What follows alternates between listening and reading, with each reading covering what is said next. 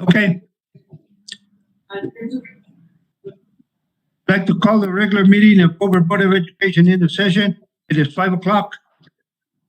Let the minutes show that Mr. Cordova, Mr. Holguin, Mr. Gomez, I don't see Mr. Guadiana are present. Please stand for the pledge.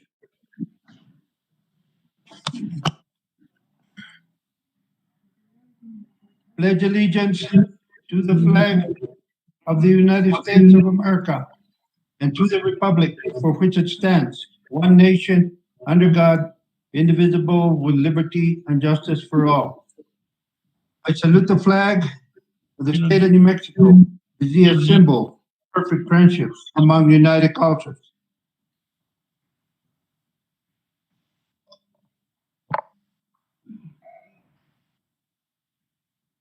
Entertain a motion for approval of agenda items. Gomez, so moved. Motion by Mr. Gomez, second. Okay, well, second. Second by Mr. Holguin. Mr. President, may I address the board, Yes, sir. please? We have Yes. Regina from RBC Capital is online, and she has the agenda item under Administration A.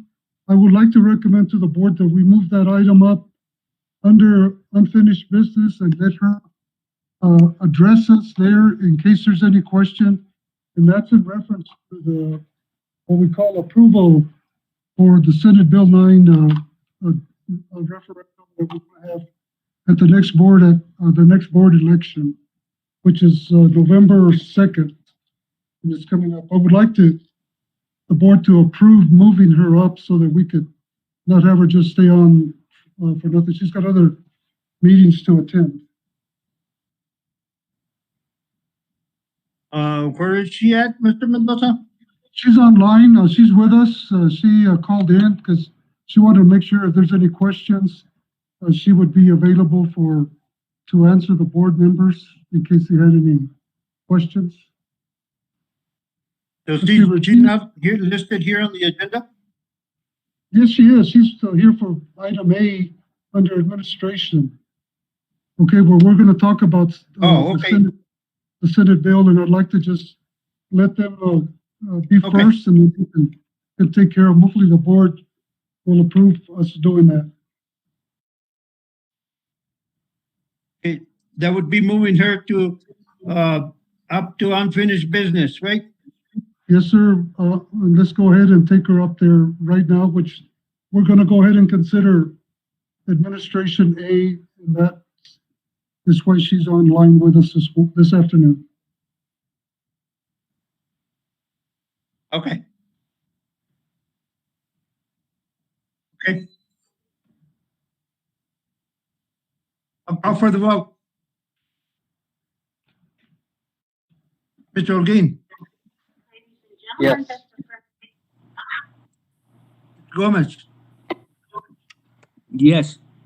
Mr. Cordova. Yes. Mr. Guadiana.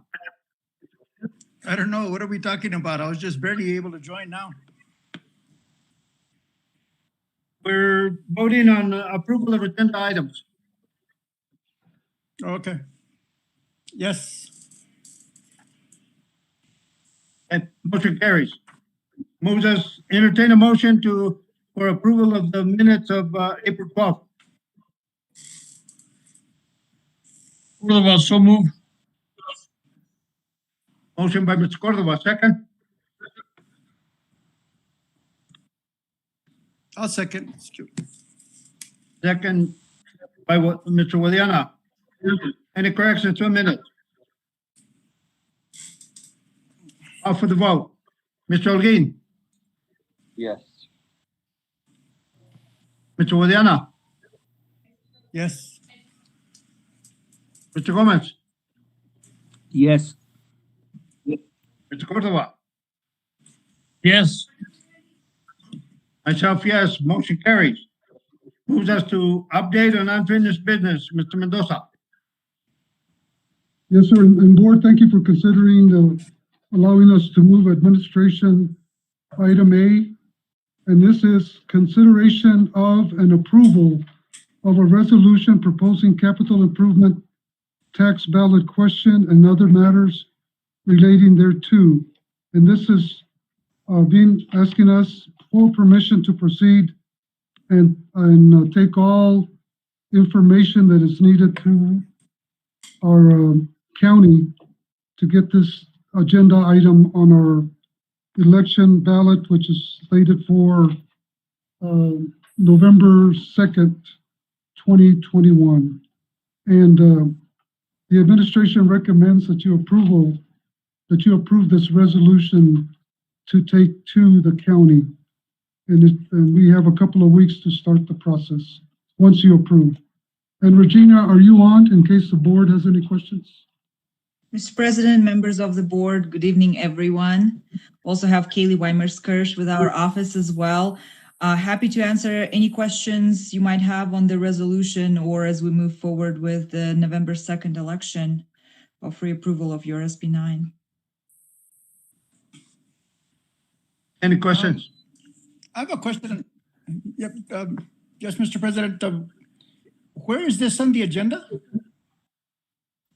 Okay, I see, administration. It's, consideration. Administration. Yes. Okay, so But this is- it was moved to item A on under unfinished business. okay, that's what I missed. And Okay, so this is basically a repeat of the failed effort that we had in February, correct? That's correct. yes, And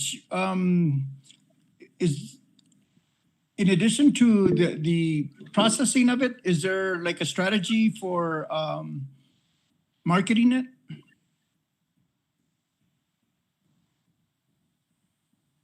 this is just the beginning of it. We need to get it through the county first, and then we start the process of marketing the SB 9.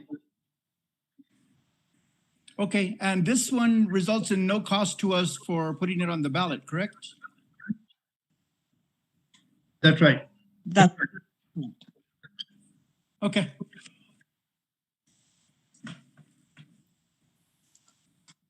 Other one thing I questions? do want to emphasize. Go ahead, Regina, please. I just wanted to, kind of emphasize how important this November election will be, that if the SB 9 doesn't pass in November of 2021, we would have to wait basically a year and go for another special election because your SB 9 is already expired technically, so. Could, sorry. Go ahead. Mr. Guadiana? Could you, thank you. Could you give us kind of a rollout of what it would be, what the fiscal impact is for the, what is it, 5 years that it goes through or 4 years? So the typically SB 9 is good for 6 years if it's approved, 6 tax years. So, if you were to lose the election in November of 2021, you would miss 1 tax year. So I think, your finance manager can give you an idea of, let's say, what the collections were for last fiscal year, just to give you kind of an estimate of what would be a 1-year impact, basically. So it's around 400,000, Cherry? Mr. Guardiano, I don't know if she's on, but you're ready. I'm here. Okay, I'm here. Yes, Terry's here. Go ahead, Terry. Yes, that's what we determined that when we were looking at the special election in February was that it's about 400,000 a year. Okay. I don't have any more questions. You had a comment, Terry? No. No? No, I'm good. Any other questions for Regina? Entertain a motion to send this to the county as a resolution. I so move. Motion by Mr. Guadiana, second. This is Gilbert. Gomez, second. Second by Mr. Gomez. Any other questions or comments?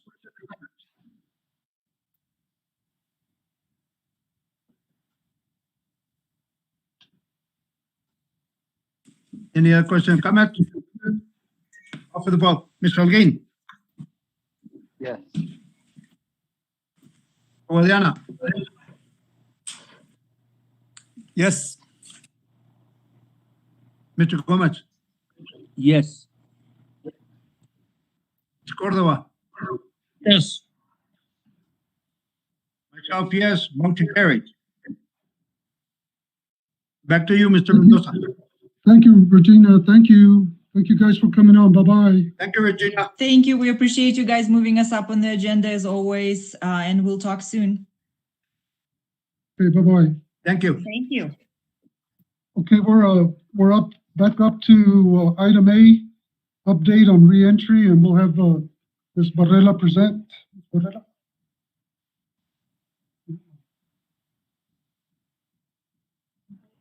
Mr. President, members of the board, for the reentry report this week, we do have the same number of students on remote and in person. So in person, we do have 70% of our student population, and then remote, we have 28% of our student population. We did have 10 students last week that had to quarantine due to family members who tested positive. However, those students were either on remote learning or had been absent, so it did not affect any of our classes. We do have a positive case from a student that did quarantine 12 students this week, so they'll be out this week and next week. We also have a possible case at Central, so we reverted the school back to remote learning this week as a precaution. We have 72% of our staff fully vaccinated. We did send out a letter today on social media and our district webpage, and hard copies will be going home to students tomorrow. It's a voluntary opt-in for student surveillance testing. At this time, Cobre will be using the vault testing for student surveillance testing. So parents who opt in, they would get an additional letter from the nurses that would give them detailed directions on how to go about doing the vault testing. The Cobre reentry and health safety protocols and procedures has been revised based on the last 2 PED toolkit updates. So on the copy that you received, this is highlighted in yellow, all the changes that have been made to the document. In most cases, the changes were actual changes that were done on the toolkit, but because our reentry guidance is getting pretty long, there were some areas, especially under face masks, that we went ahead and deleted from there since they are in the PED reentry guidance document if we need to refer to those. The page numbers, those will be fixed once I clean this up. I didn't want to clean it up until I brought it to the board first. I'll take out all the yellow, all the crossouts, and then once I know where the page numbers stand, I will fix those pages so that we can get this back out to our staff tomorrow, especially to our nurses and our principals for guidance.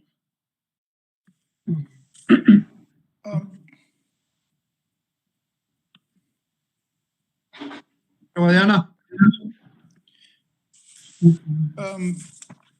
If you could leave the highlight in, that way we can still continue looking at what has been changed. Crossing out the crossouts is fine, because obviously you have to do that for the pages. Okay. So I just leave the new changes highlighted. So I guess it was really difficult to go through the PED guidance document page by page, word by word to find those. So leaving the yellow highlights would really show what's been added or changed. Yeah, and I'll take the crossouts out. Yeah, and I'll hold on my copy for the ones that were deleted, so I'll be able to get that too. So that's good. Okay. Okay. Okay, A question regarding the application as it relates to the circumstances in Central right now. Mhm. Why is it that one potential case has a much more dramatic response or reaction than students being tested positive? right. So, Mr. Guadiana, it all depends on the close contact. And in this certain situation, the person who is potentially or possibly positive is in every classroom in the school. And so that made a difference. Based on the position of this person, they do travel throughout the school. They're not in one classroom throughout the day. And so there is possible exposure to other staff and students. And so we took the precaution of keeping everyone on remote until we get the test results. If we do get the test results and they do come back positive, then we'll quarantine for the 10 days. And if we get the test results and they're negative, then we'll be able to bring our students back on Monday. But it's based on the close contact. So in the one situation where we had 12 students quarantined, that's because it was self-contained in one classroom. Those were the only 12 people who came in contact with that person. In the other situation, again, this person travels throughout the school and had been in every classroom prior to symptoms. So you talked about, those that test, the test positive and the test negative, but surely there's going to be a bunch of people that test negative and maybe hopefully not too many test positive. And that's usually done within 3 days. So are we going to bring those that test back positive once they test? Wait, not until they're cleared. So when this person was recommended by the doctor to stay quarantined through Wednesday, hopefully the results would come in by then. But we just decided one more day that the students would be coming. We'll just keep them remote through the week.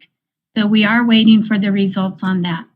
And again, it just depends on, again, if this person was assigned to one classroom and had been in one classroom and only those people were impacted, then that's all we would have had to quarantine. But based on the situation and the fact that this person was in multiple classrooms, it affected multiple classrooms, multiple students, multiple staff.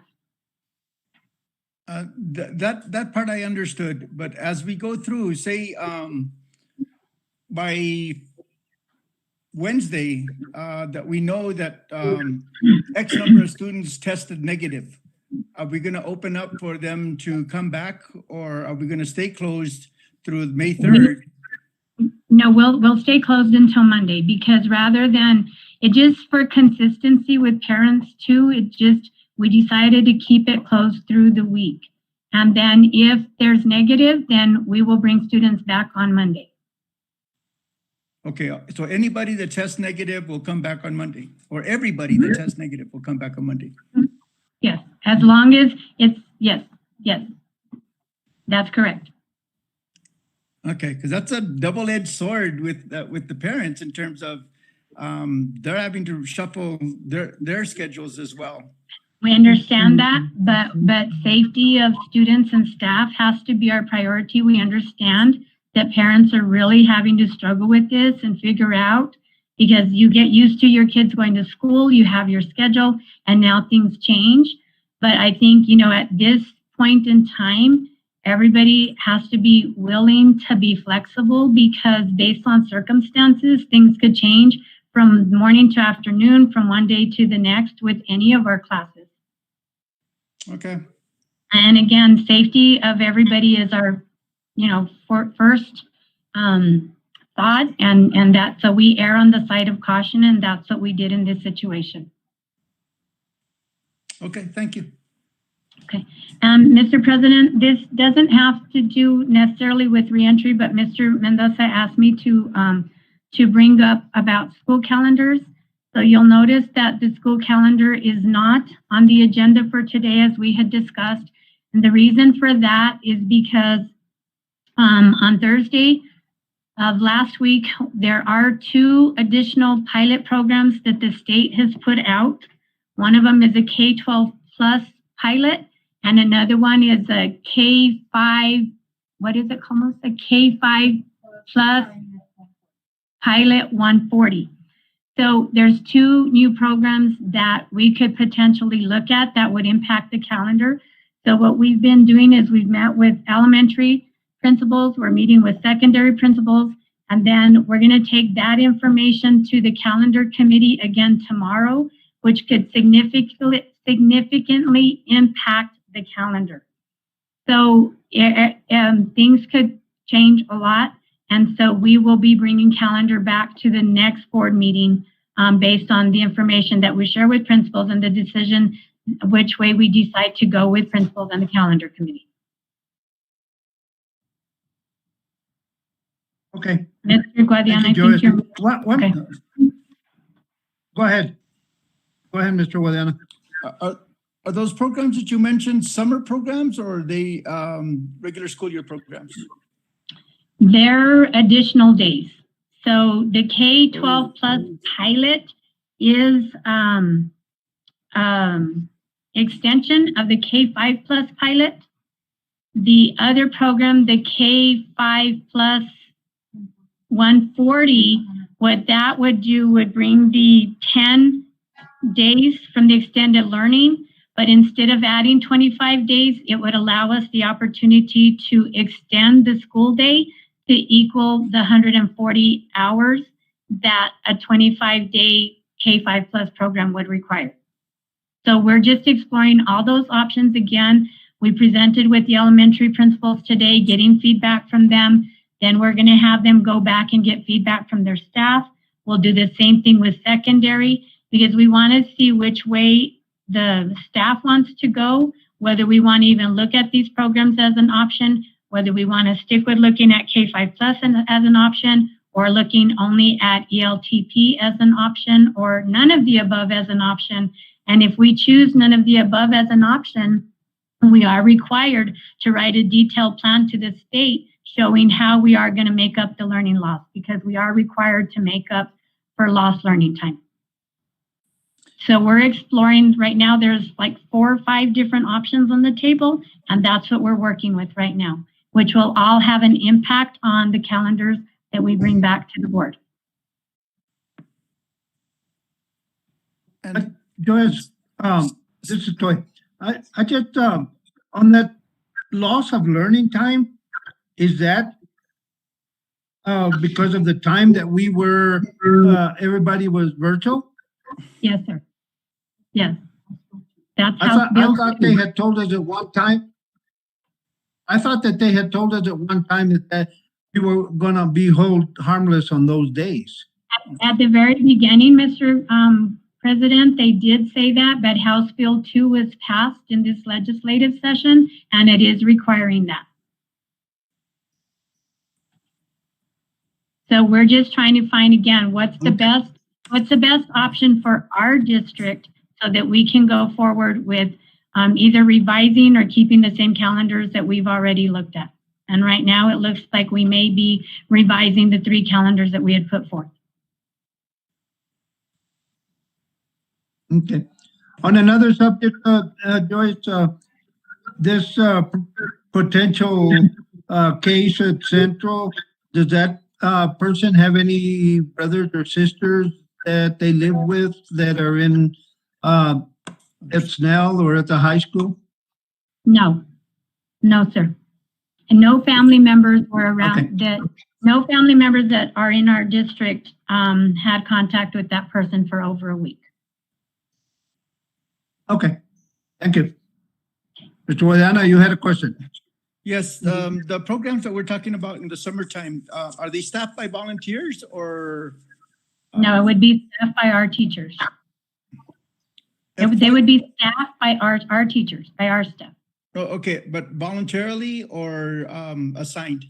It depends, Mr. Guadiana. If we go with any of these options, it is required by the state that it's a school-wide option.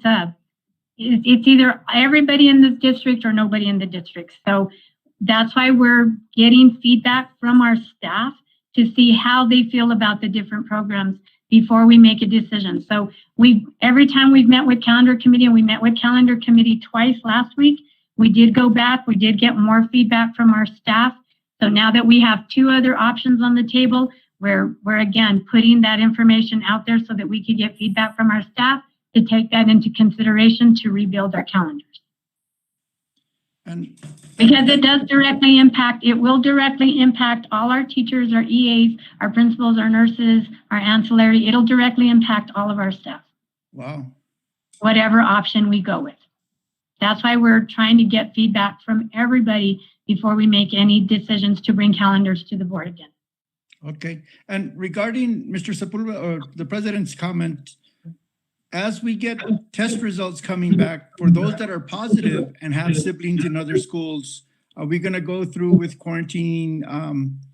If there are direct contact, as there are close contacts, then yes, we do have to quarantine siblings as well.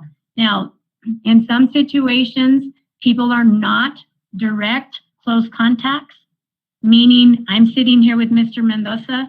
So if I'm positive, he's a direct contact. But if he goes and meets with you, Mr. Guadiana, then that's not a direct contact. So we are quarantining the direct contacts, yes. But that's not what I mean. And I don't think that's what Mr. Sepulveda means either. If a child is test positive, then it would be very simple to think that anybody in that household and the guidelines, the reentry guidance does say that if somebody in a household is positive, then everybody in that house is required to quarantine. Okay, that is the guidance. Okay, that's what I was trying to get at, and I'm sure Mr. Sepulveda was doing the same.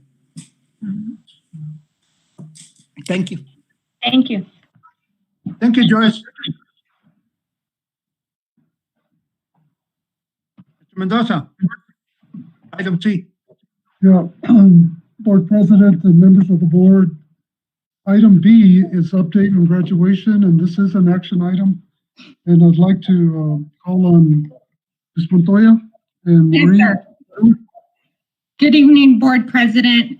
I'm going to turn it over to Maureen and Ms. Yeager and Ms. Tovar and their student reps, because they're the ones who have been meeting with the graduation committee to discuss our graduation options.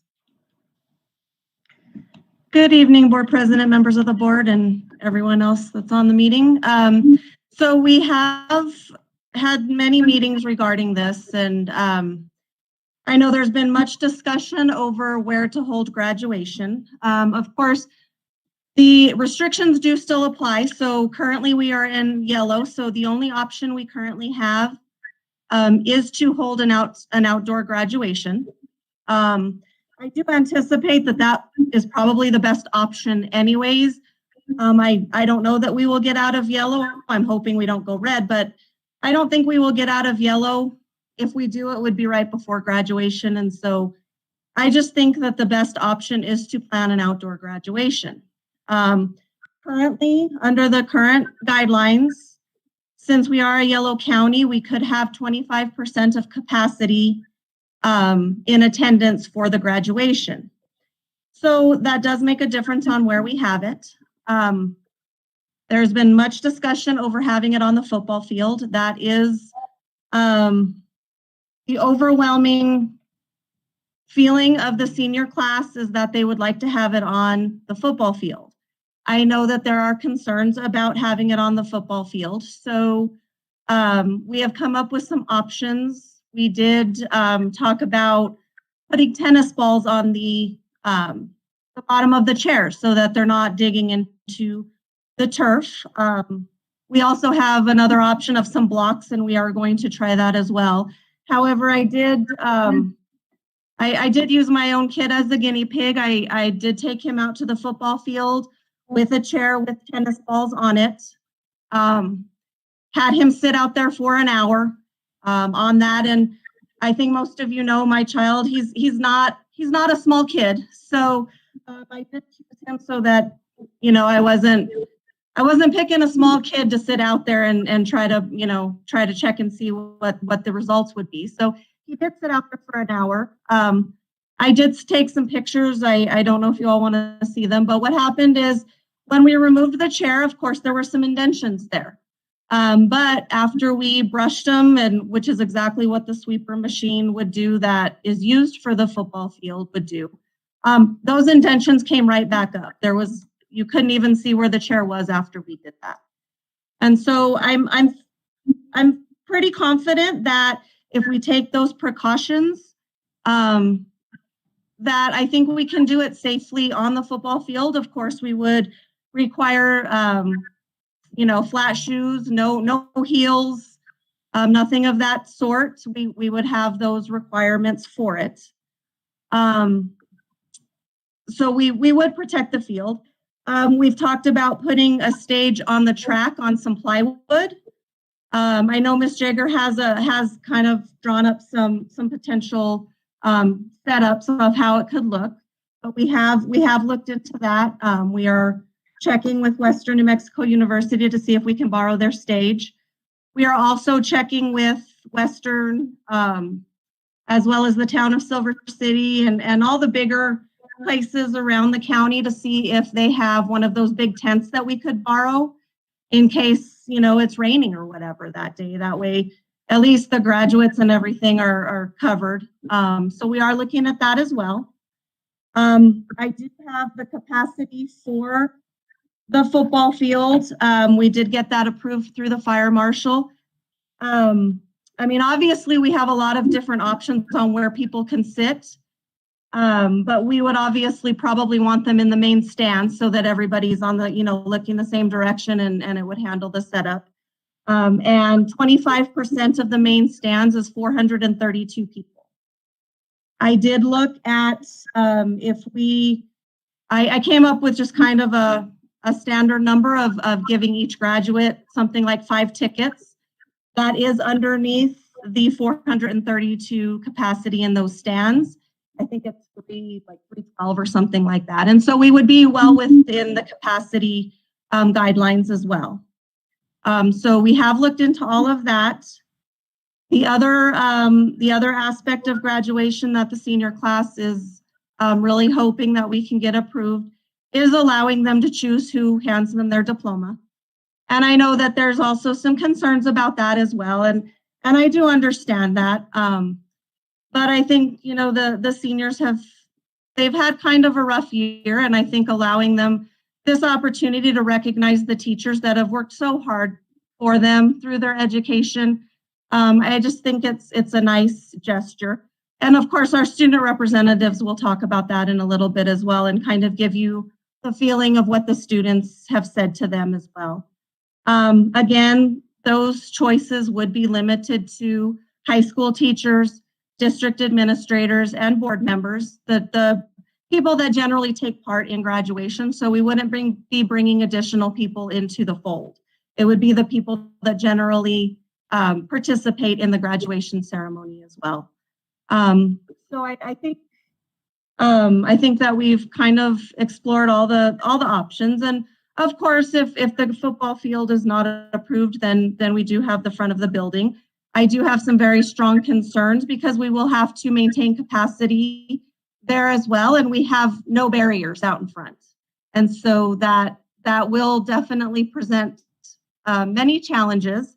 Having it in the back of the school, in the football field, we do have barriers where we can control the crowd a little bit easier. So I believe that is also a benefit of having it on the football field as well.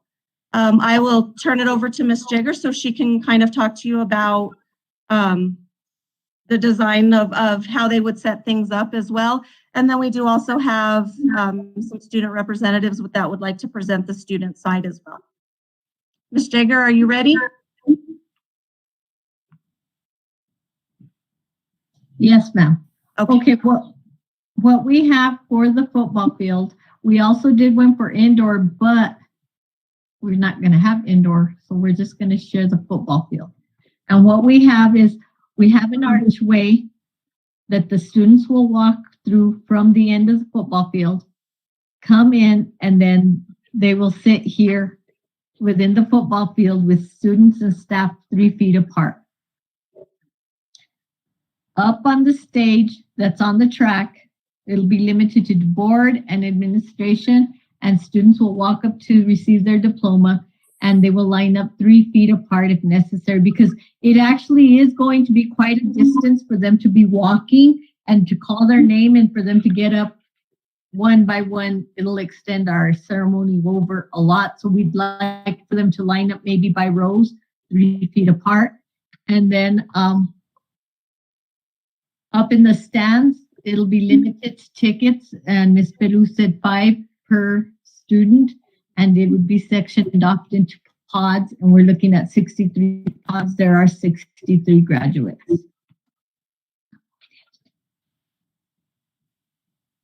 Okay. Does anybody have any questions? Ms. Jager, I have a question, and I'm not, Mr. President.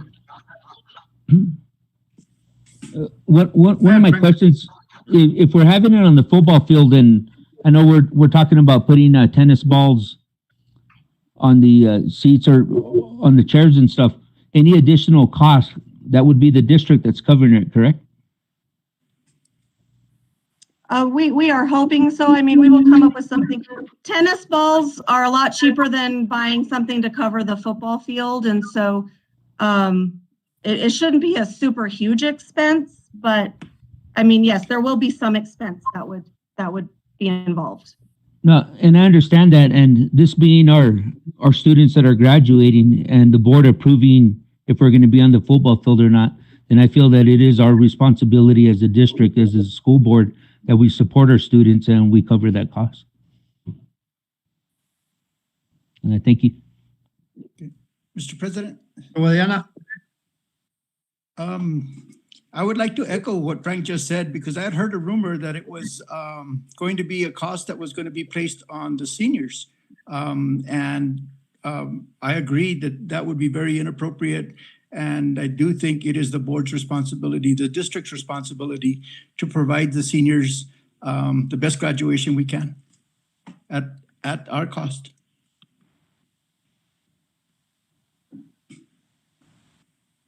Okay. The other thing?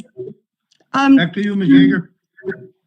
Toya, are you on? Would you guys Maureen? like to let the board know what exactly that your classmates have expressed to you?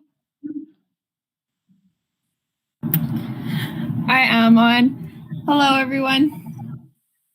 A lot Hello. of the seniors have expressed that it would be more enjoyable and more memorable to have it outside. Coming from past graduations, inside is kind of miserable with everybody in there. It's not very enjoyable to us with everybody being crowded, and the environment in there is not very well. Just the football field, we've always dreamed of having it out there, even before it was resurfaced and everything. And then to do the diplomas with somebody we choose is a huge thing too, because our experience this year, we lost out on literally everything. And just to be able to have that little memorable piece of our year would be fantastic if you guys would approve that for us.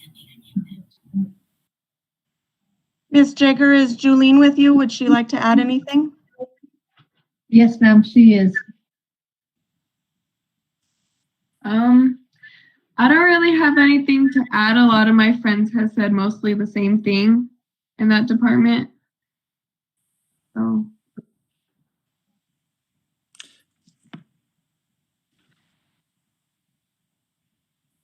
Mr. Guadiana, do you have a question?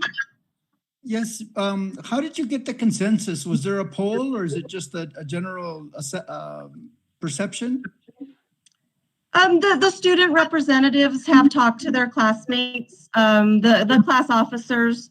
We have the 2 co-presidents, and then Julene is the secretary. And so they've gone out and just kind of talked to their classmates. And I mean, we can certainly do a poll if you would like, but they've taught, they all talk. They're a close class, it's small. And so they all kind of know, each other, and they've talked, and that's more or less how they've gotten their information.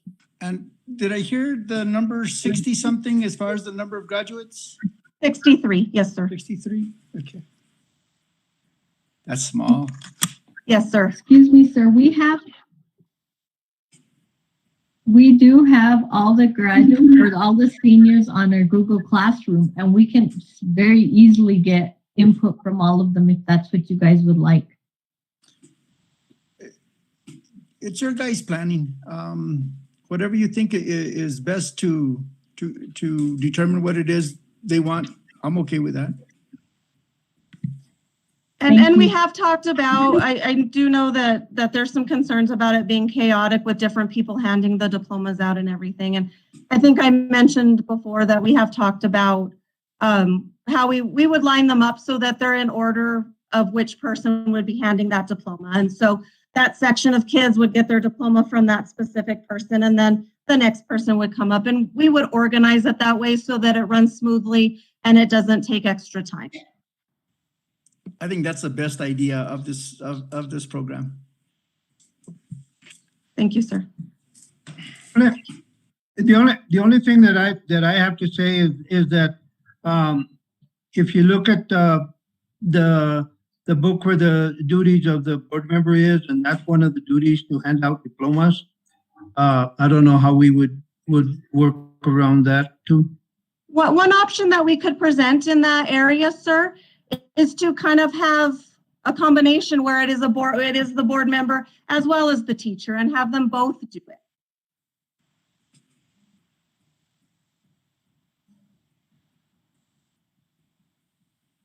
Okay. Mr. President. Anything else? Mr. Yes, Guadiana, Mr. do you have a question? I don't think there's any prohibition for anybody handing them out. I haven't seen any such thing. And certainly in the selection of going outside of the superintendent, that's kind of a discretionary thing. And I would see this consistent with that. So that's my plug. I definitely like the idea of teachers being appreciated. Much more than, they have a much bigger impact on their education than we do, by far. No comparison. Okay. Mr. Anything else? Sepulveda, I have a comment, please. Did you Go have ahead, an- Mr. Mendoza. Yes, experience from Yes, El go ahead. Paso. I'm talking to you from my experience in El Paso when we were having at the football. The way the layout is, it'll work. The only thing is the sun going down at the time that we're starting is going to be in all the graduates' eyes, in not the stands, but just us that are on the stage and that. And we used to alter would either start, instead of starting at 6. I hate to say this, but the sun goes down at 7:30, 8 o'clock, because that won't be in our face. It's miserable when you're there and you can't even see the audience. We've experienced that. And then also, Maureen and you planners, I know that you said there would be 3 feet distance for CDC. New Mexico still requires the 6 feet. So we would have to just come back and make sure that whether we're in the front of the building or the back, we need to keep them 6 feet on that. And also your pods up to. Yes, sir. We will mark the stands appropriately with the 6 feet apart, and we can certainly sit everybody 6 feet apart. We will follow the appropriate guidelines. And we were just following the classroom, because in the classroom it is now 3 feet apart. You won't have room to do 6 feet, I can imagine. Poor things. Okay. Other things? Back to Mr. Mendoza. One clarification, Mr. President. Yes, the 6 go ahead. feet wouldn't apply to family members, though. The 6 feet. No. Yeah. No, sir, we would put pods for families. We would put a pod for the 5 tickets, and then there'd be 6 feet. And so there'd be basically 63 pods set up on the stands where the families would sit together, but they're not sitting close to other families. Okay, thank you. Yes, sir.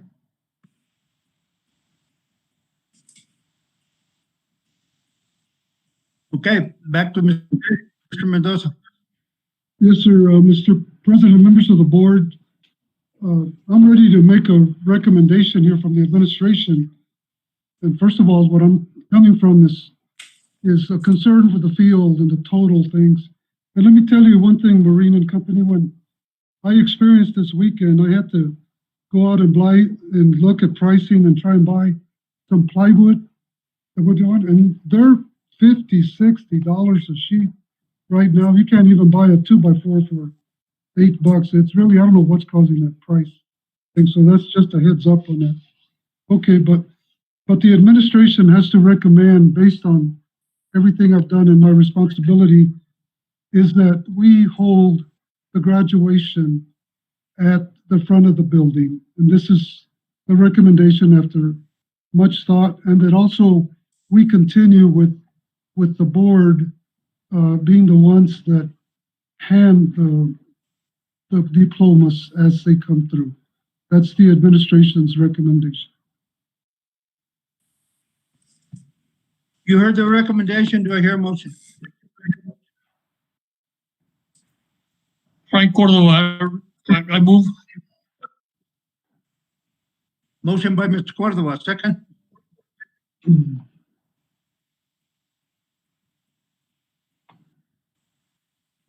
Second.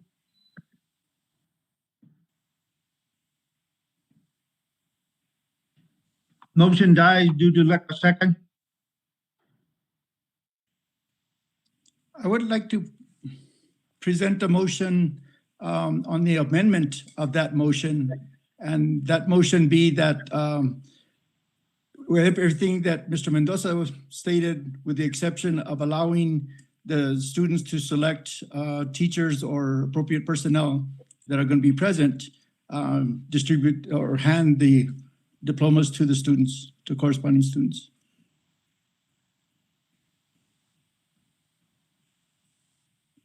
Okay. You heard the amendment to the motion that we allow teachers to hand out diplomas and still have it at the front of the school? I guess that's a question. Mr. Guadiana? No, have it in the football field. Okay, but Was that's there, not what you said I'm in your sorry, was motion. Mr. Mendoza's motion to have it at the front of the school? Yes, sir. At the front of the No. school, yes. Then the correction would be the motion, the amendment would also include to have it on the football field. Okay. You heard the motion. Do I hear a second?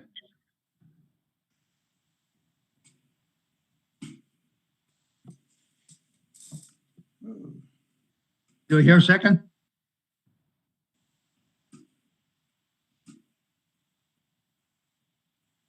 Motion dies due to lack of second. Mr. President, I have a question or a comment. Go ahead, Mr. Gomez. As far as having our graduates on the outside, as far as having our graduates on the football field, I totally agree. The one thing, if we can make a motion and I think it would be important with what we've gone through COVID. And my children, my twins graduated last year, and obviously they didn't have much of a graduation due to COVID. And I think it's important that we push for our guys, for our students, to try to give the best that we can. And I'd like to see it on the football field. And if we are going to have our teachers giving certificates, I think it'd be important for the board president to be, the way Ms. Peru had said, to be present as the certificates or graduation diplomas are being given. Thank you. Okay. Are you going to put that in the form of a motion, Mr. Gomez? Yes, sir, if you would, please. Okay, could you state at the football field and?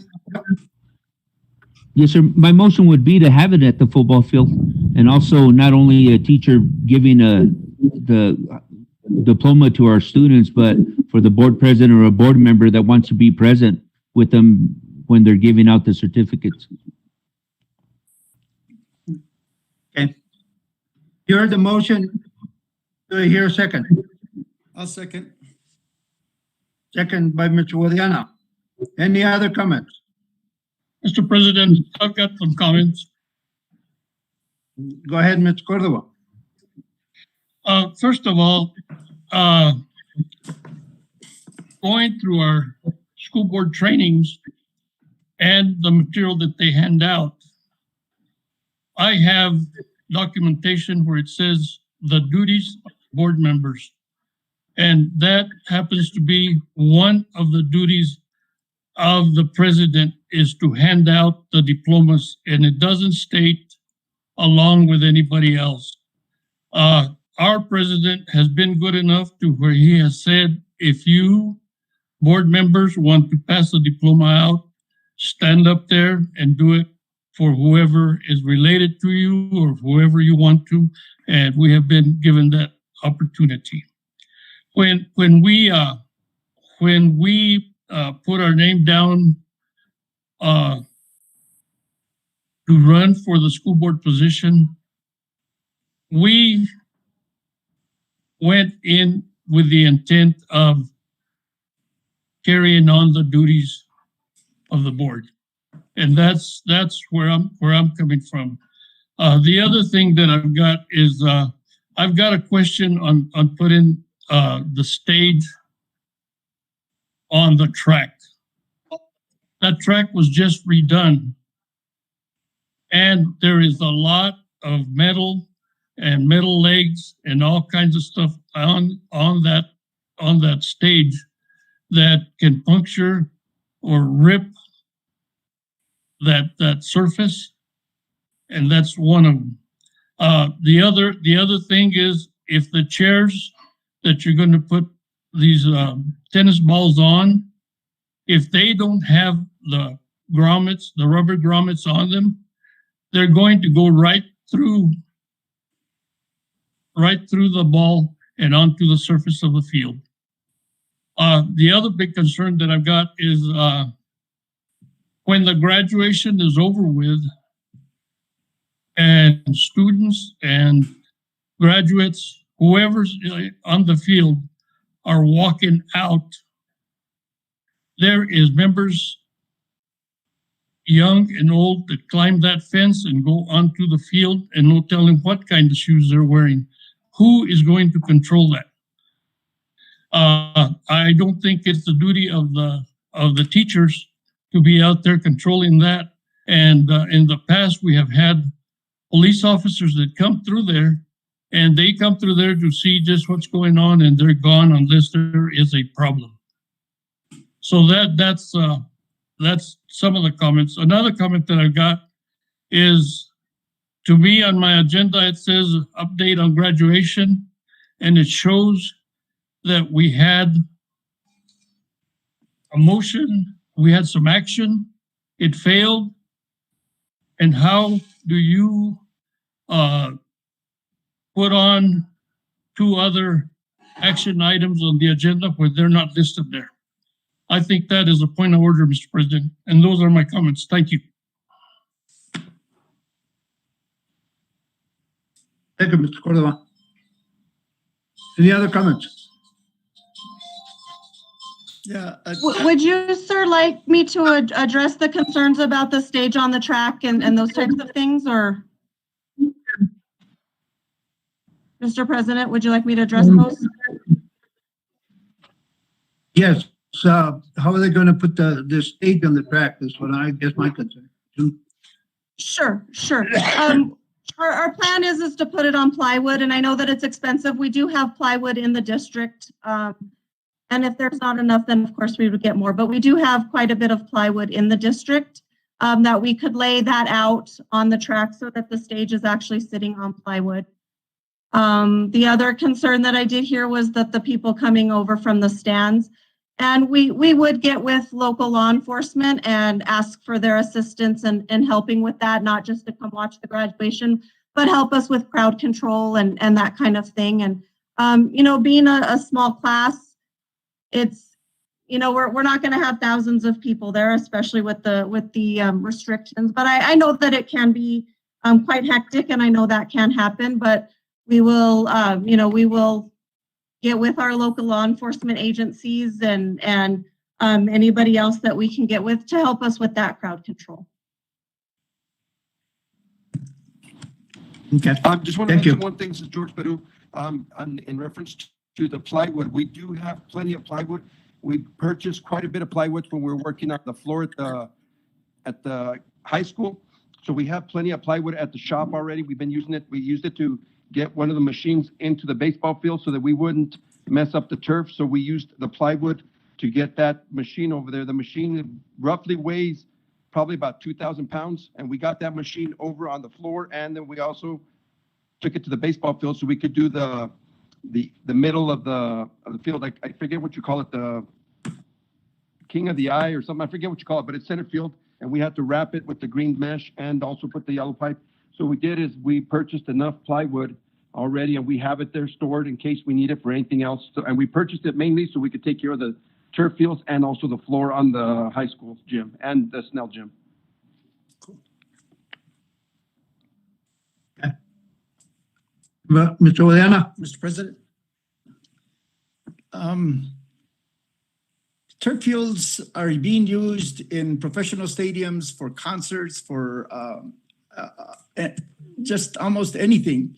And there are mitigation steps. And I think the steps that have been talked about as far as the golf balls and, I mean, not the golf balls, the tennis balls and the plywood are sufficient. And regarding the board information that we get from our trainings, it's a very myopic view to say that prohibits anybody else from joining that process.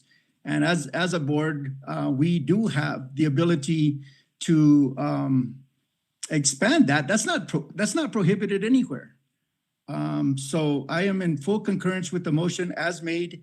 It is not a new motion. It is an amendment to. It's a second amendment to the initial motion made, and I think it should be considered, and I certainly support it.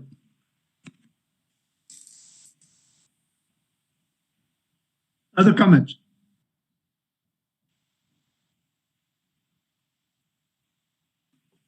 Other comments? I think Ms. Jagger has a comment as well. I do. Ms. Jagger, go ahead. Mr. Cordova said, Mr. Cordova said that we were not supposed to do a proposal, but when we spoke to Mr. Mendoza, that was the full intent of us coming on here. He told us to prepare a proposal for the board today. So either there was a miscommunication for the agenda, but that was the purpose of us being here. I just hate for it to be said we wasted our time. No, that's why we're listening to different proposals. Other comments?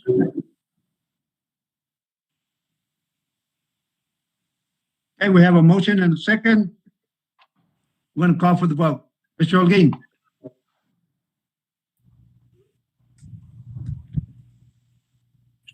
Holguin?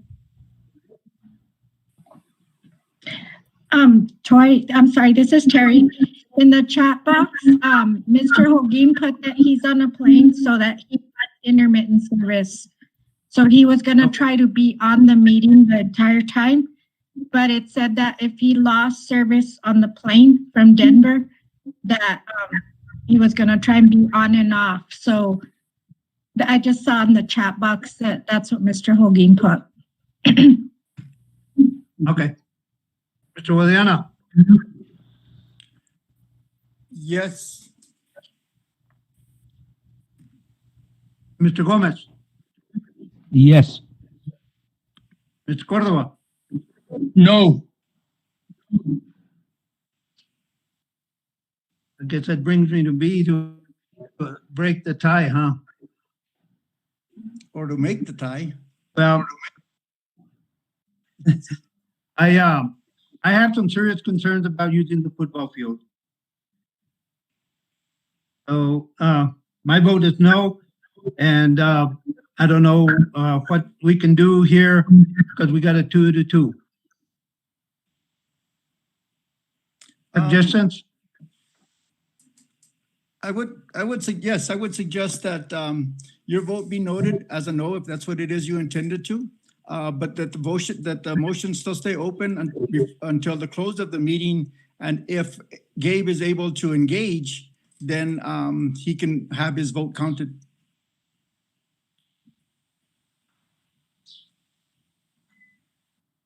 Everybody agree with that?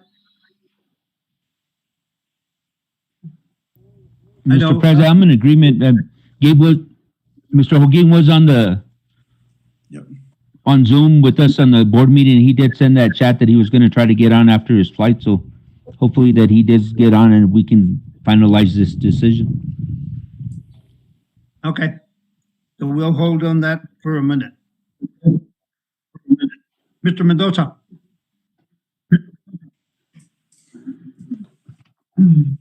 Yes, sir, Mr. President, members of the board, we move up to update on facilities master planning. This is not an action item. We have Mr. Peru. George, are you available?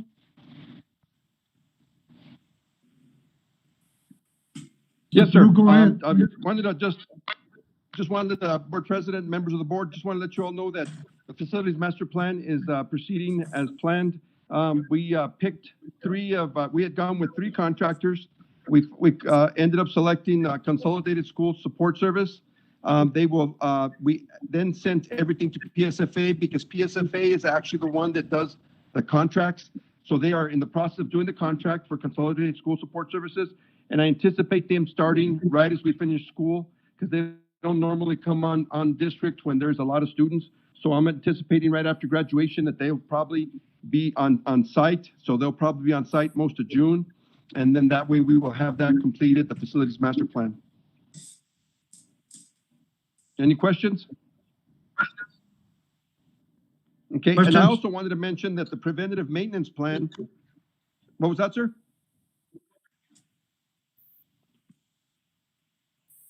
Go ahead, George.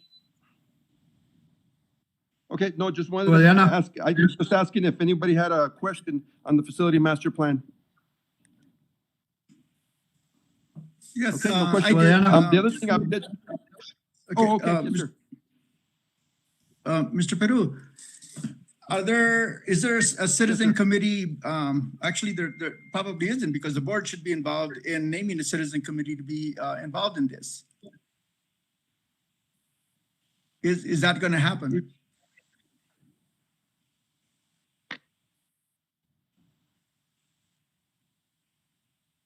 Peru. Hello?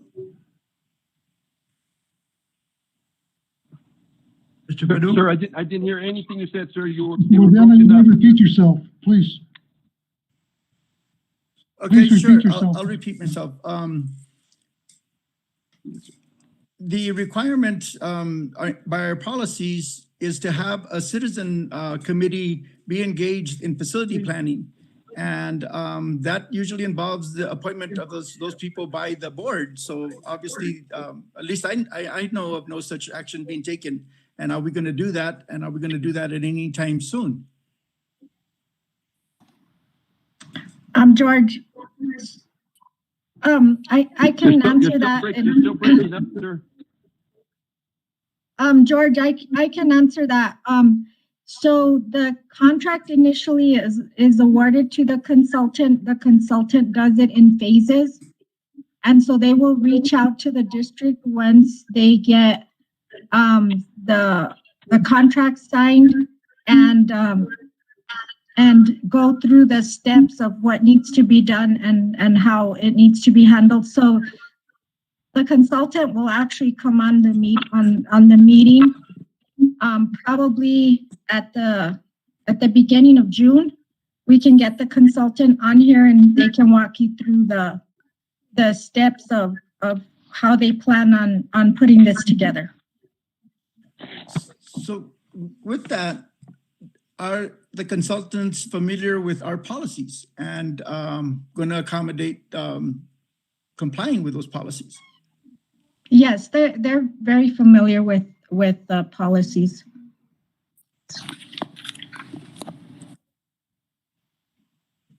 Okay. Yes, sir.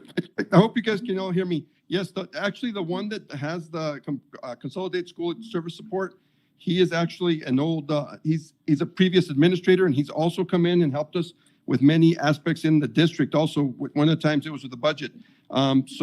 He is very familiar with our area, and that's one of the reasons that we chose him also. Okay, and so where are we in this stage? We're at the point of selecting one, or? No, the PSFA is they're in charge of doing the contract, so they'll finalize the contract and let the vendor know when they're approved to proceed. So this should be in the next week or so. So by the next board meeting, we'll be able to say the consultant is on board. A PO has been issued by both PSFA and the district. Okay. Okay. Any other questions on the planning? The facilities master plan?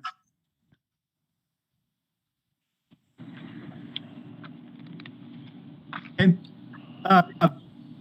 Going back to our previous motion there, Carrie, are you still on, Carrie? Are you still on, Carrie? Yes, I'm here. I froze up for a second. Sorry. Okay. Okay.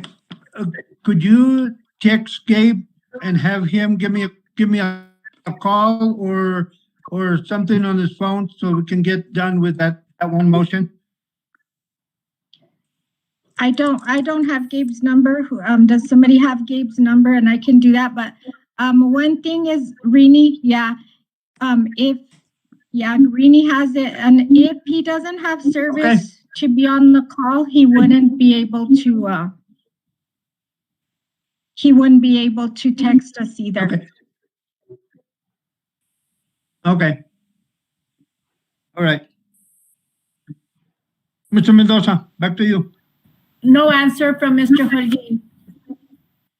Okay. Okay. Anything else, Mr. Mendoza? The next agenda item is Roman number 3, public pertaining to the agenda. Do we have anything, Victor?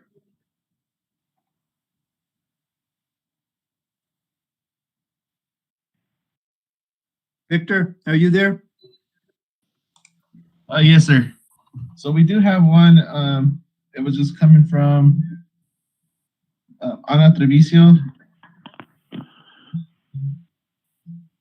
And she was saying, why does the board keep asking for public input, including asking school representatives for their input if the board is just going to shut it down?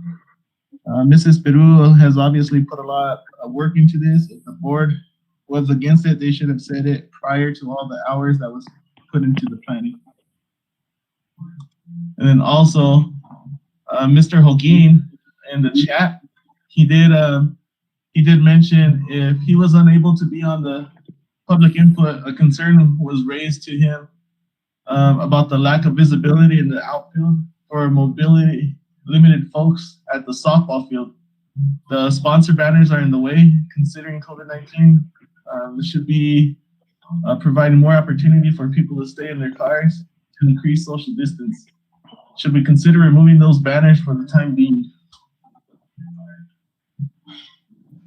I can answer you, Mr. President, on this. Nelson and I are talking to the softball coach, so hopefully that will be taken care of soon. Okay. Thank you. And Anything that is else, all Victor? that is all I have when it comes to the support account.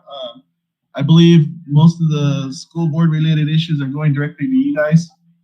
So I'm not sure if you've received anything. Okay.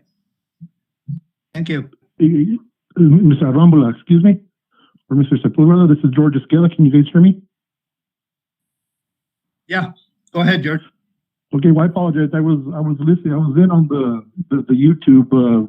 Apparently something's wrong wrong with my mic, but I just wanted to voice my concerns, or kind of maybe echo. I know I dropped off for a little bit, but what I did here is that again, the committee, the students on the graduation, for this graduation ceremony, have put in a number of hours, have done their research, done their homework.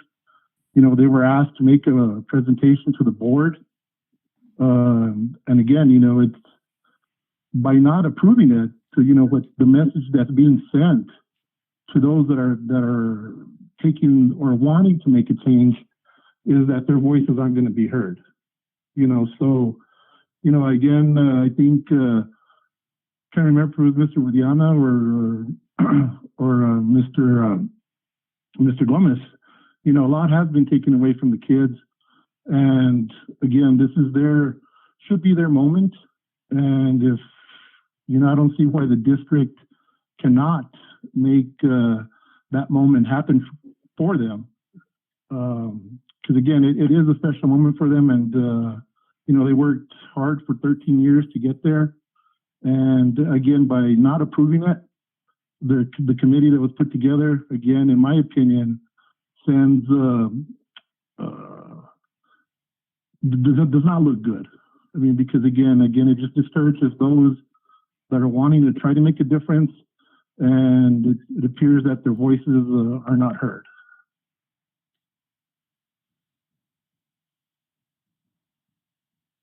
Okay. So again, anything else, Mr. Esqueda? Well, that's on that agenda item, and I know we're under public input pertaining to the agenda. It's been stated in the past that if emails were sent to the board, that responses would be provided. So can you clarify in regards to how much time elapses before a reply is provided? Is it 2 days, 3 days, 5 days? What's the standard protocol for providing a reply?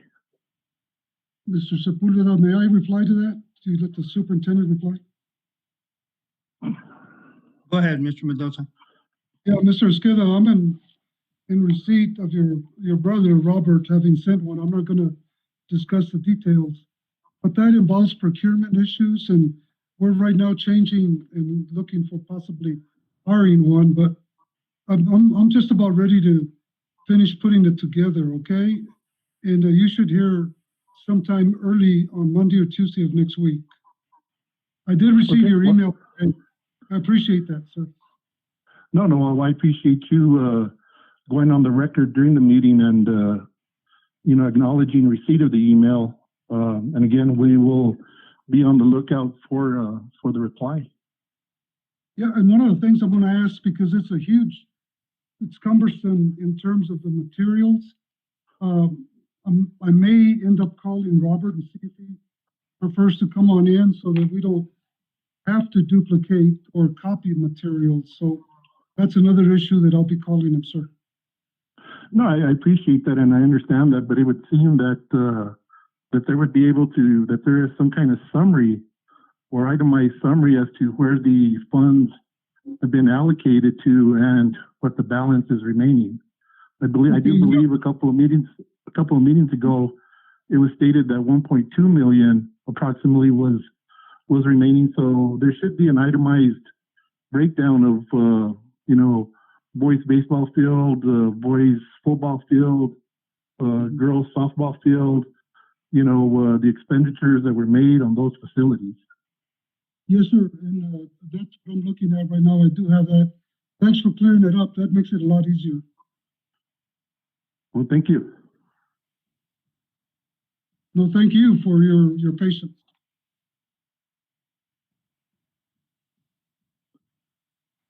Again, I appreciate the opportunity to voice my concerns and comments during the public input segment. So again, thank you for that. You're welcome, Mr. Esqueda. Anything else, Victor?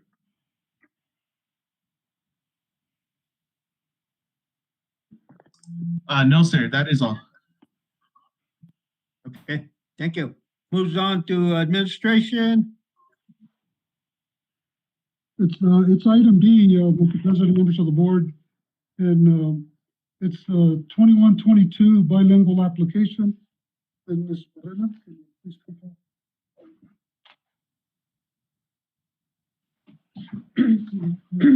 Mr. President, members of the board, you did receive in your packet 3 copies of the bilingual reports. You received 1 elementary because all the elementaries are basically the same. And you received 1 middle school and 1 high school application because middle school and high school would be different from elementary. So that's why you received just one for Bayard Elementary. You didn't receive from the other 3 because they're basically the same thing as Bayard Elementary.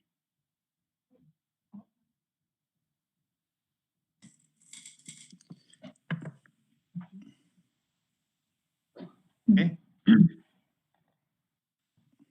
Questions, comments? Back to you, Mr. Mendoza. Mr. Guadiana had his hand up, Mr. President. Okay. Mr. Guadiana? I don't know if you're taking advantage of our age, because it's really hard to read. You know what, Mr. Guadiana, it's actually it's the system. We have to put it in SharePoint. It's not a Word document, so there's no way that we could make it bigger. We did try, because even some people here had difficulty reading it. So it's not intentional on the font. It's just the program that the state requires us to put the application into. So we have to put all our answers in there. It's not a Word document that we upload into it. We actually put the answers into SharePoint, which is what the state requires. And the only way we can download it is this font. We have tried to make it bigger. We even tried printing it landscape, hoping it would be bigger, but we didn't have any luck. I'm sorry. Well, really, if you could just summarize what the difference is between last year's and this year's application?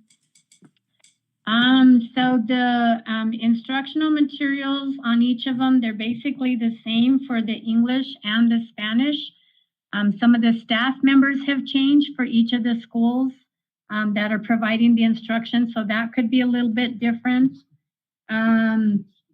For either the English language arts, the bilingual, or the social studies component. The professional development did change considerably from last year because we did provide a lot of professional development this year, specifically pertaining to best practices in remote learning, and then we did some social emotional training. So some of the professional development changed over what we did last year. And then the piece on the Parent Advisory Council, that's a little bit unique to each school. So that could have changed a little bit at each one of the different campuses, depending on how many meetings they have and what the focus of their meetings with their Parent Advisory Committee were in reference to. But that would be it. And along those lines, what I've seen in our policy for parent advisory committees and what I've seen in the schools are completely different. The committees at the schools are more of a fundraising activity than they are an assessment of the students' progress and recommendations that they have. But one of our more significant roles, other than handing out diplomas, is to assess the curriculum.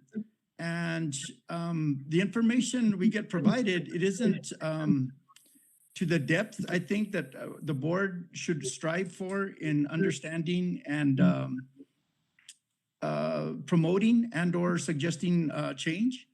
So I would hope that in the future, and this comment isn't so much to you as it is to Mr. Mendoza and Mr. Sepulveda, that we really have a better understanding and we are more engaged in the curriculum than what we are. That is one of our primary roles. Thank you. You're welcome.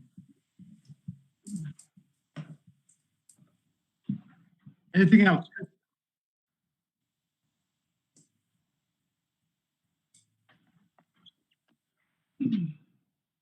Okay, Mr. Mendoza, back to you. Mr. President, that's an action item. Don't you have to have Joyce? They need to approve the application. Okay, do you have a recommendation? Yes, I recommend that, the administration recommends that you approve it as presented. You heard the recommendation. Do I hear a motion? Gomez, so moved. Motion by Mr. Gomez, second. This is Gilbert, I'll second. Do I hear a second? Second by Mr. Williana. Any other comments on the bilingual application? Call for the vote. Mr. Williana. Yes. Gomez. Yes. Mr. Cordova. Yes. Myself, yes. Motion carries. Moving on to finance. At this time, Mr. President, members of the board for finance, items A through E, I'm calling on Terry. Terry, are you on, please? Yes, sir, I'm here. First one. Okay, start with A, please. Review of bills. Okay, Mr. President, members of the board, I emailed the review of bills to you, and I think Irene made copies for those that requested. Did everybody get their review of bills information on last night's email? Yes. No. But then again, I didn't notice the change of agenda, but this was given last night? I emailed all the finance items last night except for the gear social emotional learning bar. It went to all your Cobre emails.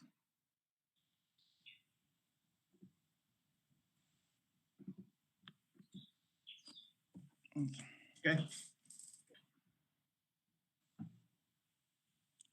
Mendoza. The administration recommends that you approve the payment of bills as presented. You heard the recommendation. Do I hear a motion? Cordova, so moved. Motion by Mr. Cordova, second. Gomez, second. Second by Mr. Gomez. Any other comments on the review bills?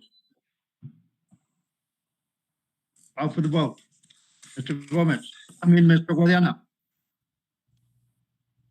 No. Mr. Gomez. Yes. Cordova. Yes. Myself, yes. Motion carries. Item B. Budget adjustment request bar pre-K initiative. Terry? Okay, this bar is under 27149 pre-K supplemental.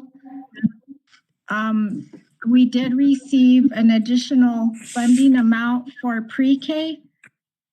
Ms. Varela, do you want to go ahead and answer any questions on the actual grant?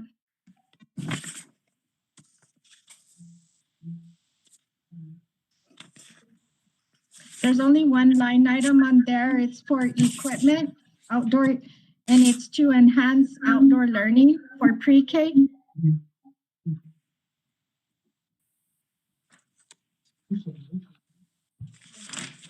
Are there any questions? Questions?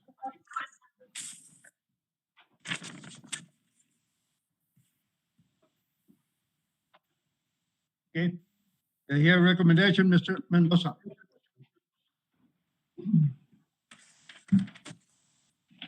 The administration recommends that you approve as presented. You heard the recommendation. Do I hear a motion? Gomez, so moved. Motion by Mr. Gomez, second. Cordova, second. Second by Ms. Cordova. Any other comments on the pre-K? Call for the vote. Mr. Guadiana, Aye. Mr. Gomez, Yes. Mr. Cordova, Yes. myself, yes, motion carries.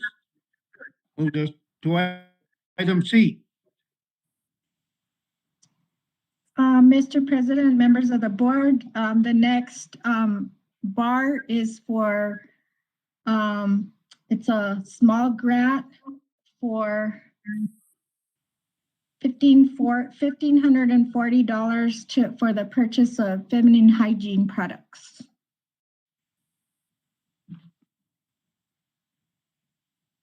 Any questions?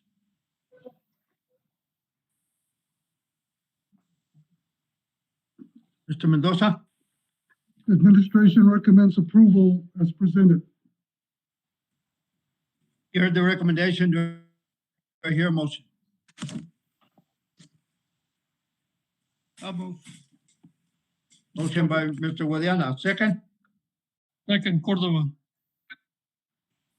Second by Ms. Cordova. Any other questions? Call for the vote. Mr. Guadiana, Yes. Mr. Gomez, Yes. Mr. Cordova, Yes.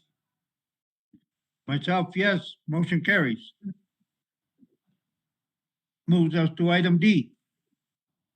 Yes, this is, Mr. Mendoza. President, members of the board, the next item is a grant under the CARES for social emotional learning.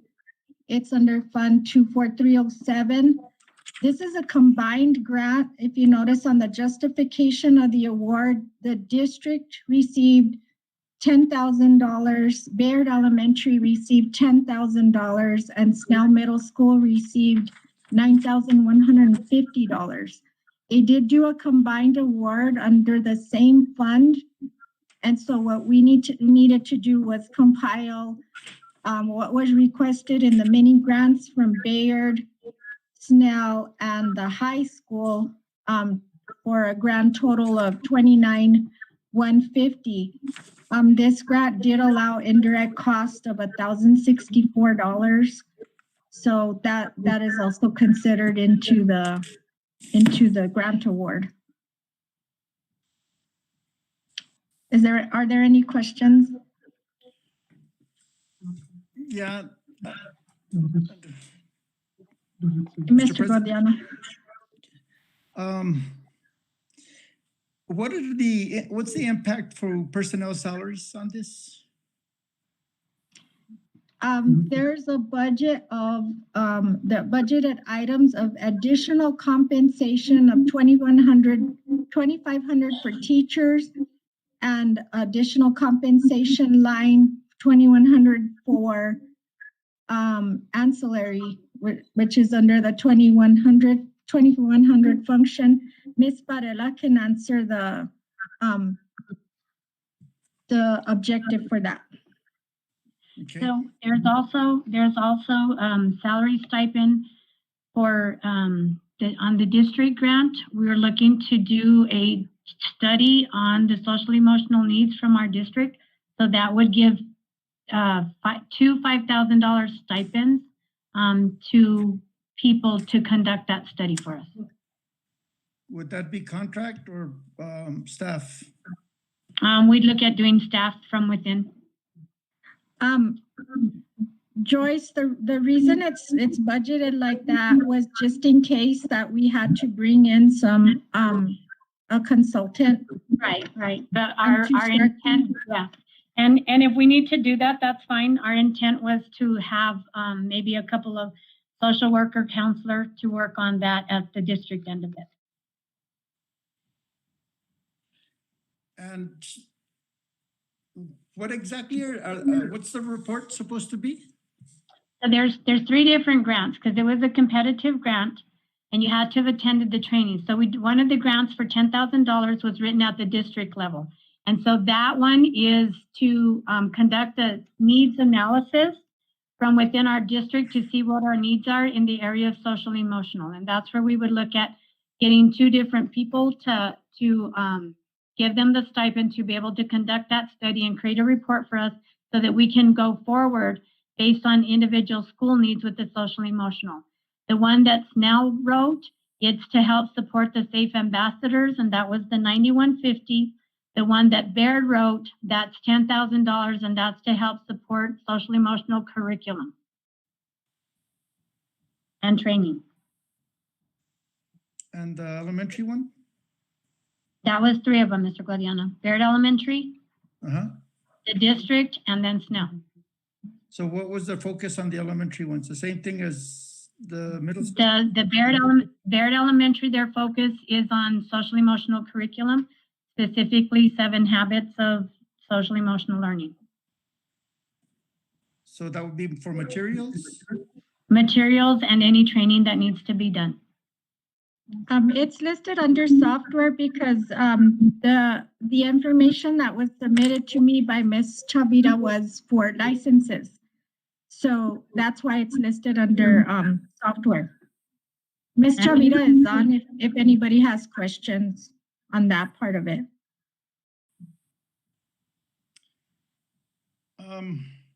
It isn't so much the questions, it's having to kind of get this without having it gone through review prior.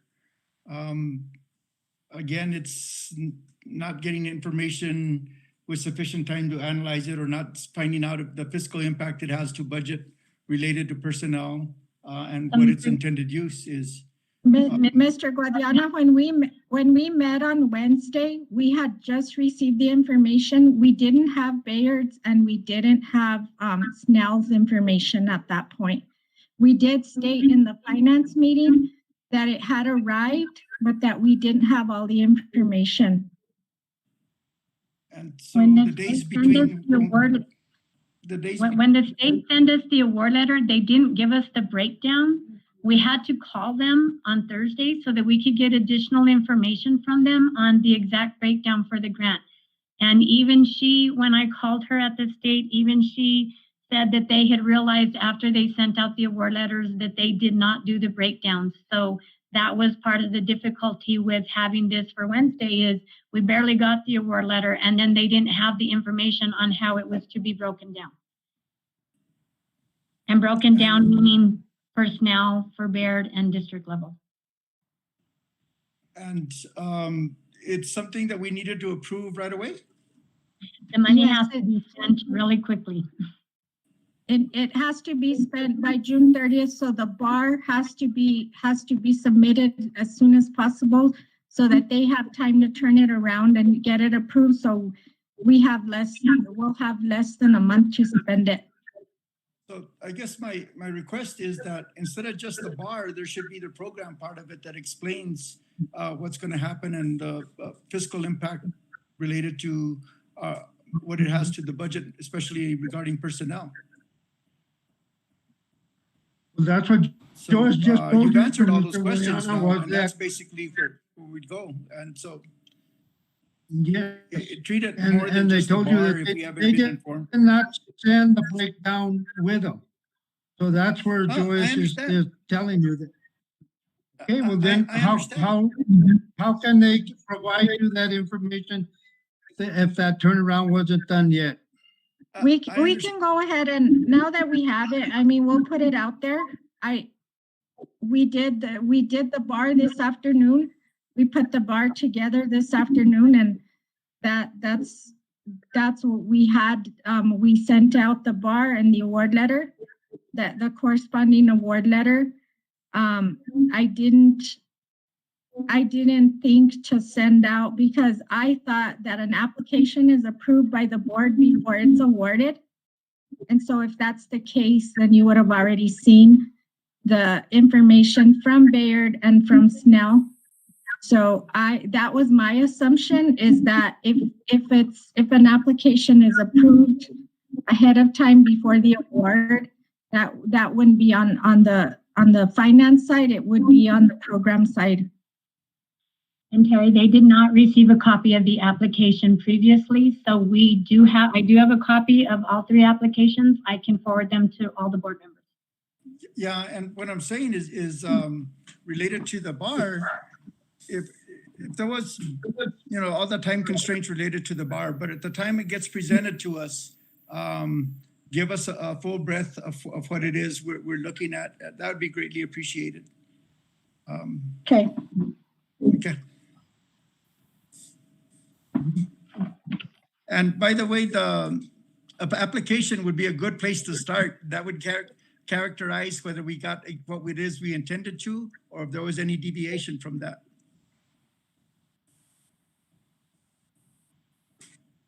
Back to Mr. Mendoza. Yes, sir. Approve as presented, please, members of the board. You heard the recommendation. Do I hear a motion? I'll move this, Gilbert.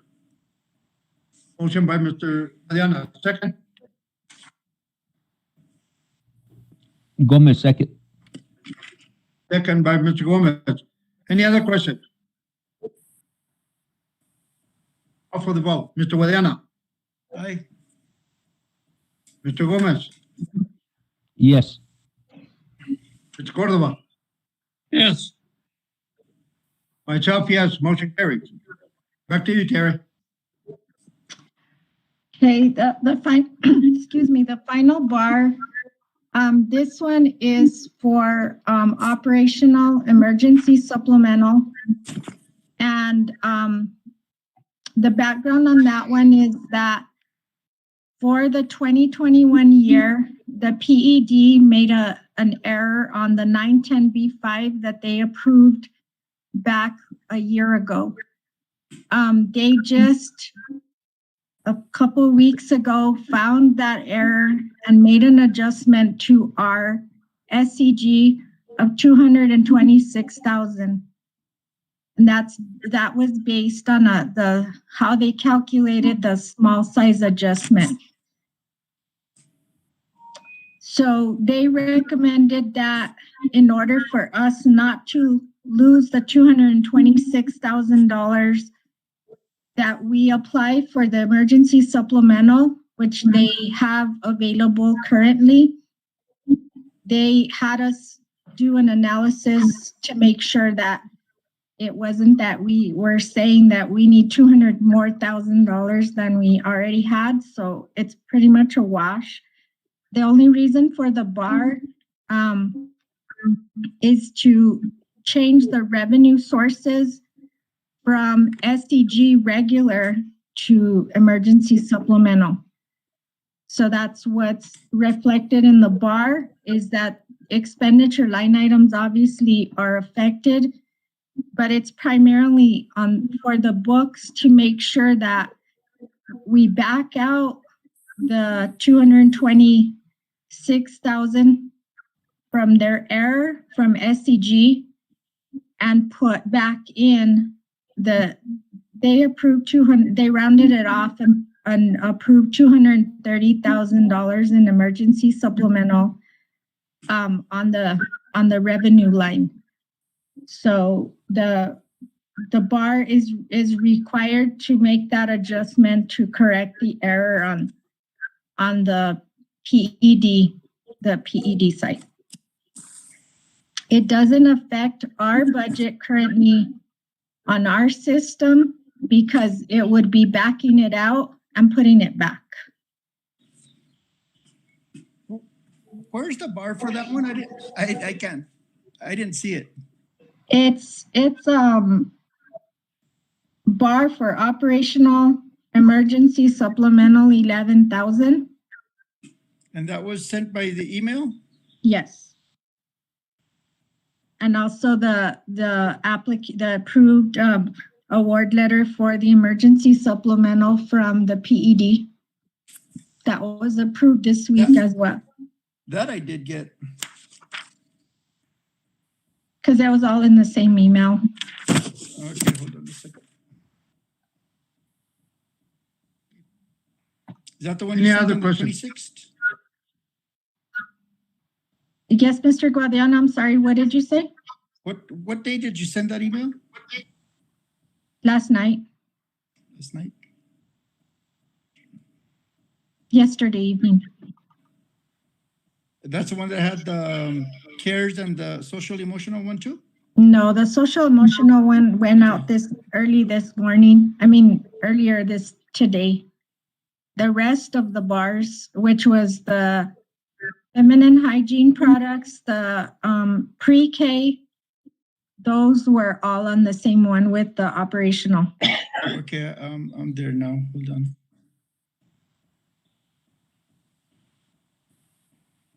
Any other questions? Is that the? Let's see, hold on. Spreadsheet, PDF.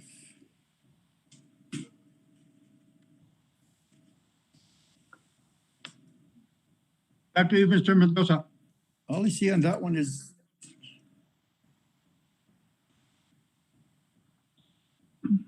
All I see on the bar on that email is the one for 24,000. And the other ones are spreadsheets. No, they're not spreadsheets. You're probably looking at the finance email.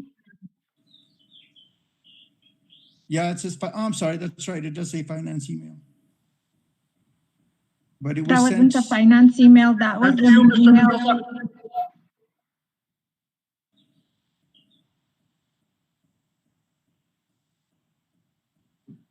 Mr. Mendoza. Yes, sir. I'll make a recommendation now, and recommendation is that you approve as presented. You heard the recommendation. Do I hear a motion? Cordova, so move. Motion by Mr. Cordova, second. Gomez, second. Second by Mr. Gomez. Any other questions? Out for the vote. Mr. Guadiana. I abstain. Be nice to. I abstain. Mr. Gomez. Yes. Mr. Cordova. Yes. Myself, yes. Motion carries. Moves us on to Superintendent Report. Yes, sir. I have an update here with a 21-22 SEG update. And Terry, can you give us that update quick, please? Yes, sir. So we received the 910B5, which is the funding source, and I wanted to share what the revenue is going to look like for next year. We're still currently in the budget process. We have a budget date of June the 9th. So we're working through the staffing and meeting with the finance committee. But I wanted to share the revenue and how it looks as compared to last year.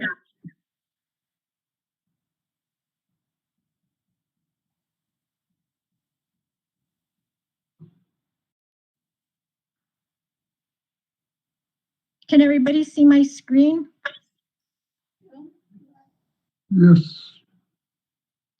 Okay, so what we're looking at here is the translation of dollars to membership to dollars.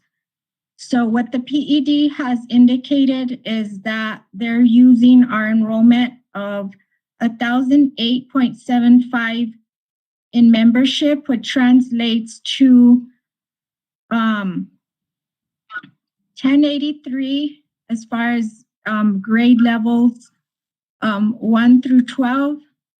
In early childhood, it's 87.25 with the 1 point weighted index. I'm sorry, for 125.64 units, and then our T&E. So this calculates as base general education dollars of 6,062,000. On the special ed, which is $336,000 less than what our adjusted February is what we're looking at on the left-hand side. So 336,000.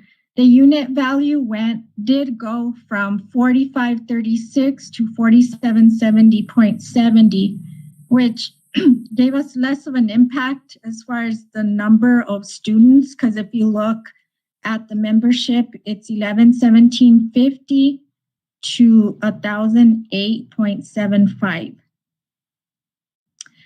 We did have a slight loss in special ed, but not a great impact as we may have anticipated. As far as bilingual, we received because of the unit value, not because of the of the membership. We had an increase in bilingual. Elementary fine arts is down as well because of the membership. The at-risk is also down because of membership. The miscellaneous units, which includes the small size adjustments in elementary, middle school, high school, rural population, and district size, gave us an increase because of the unit value as well.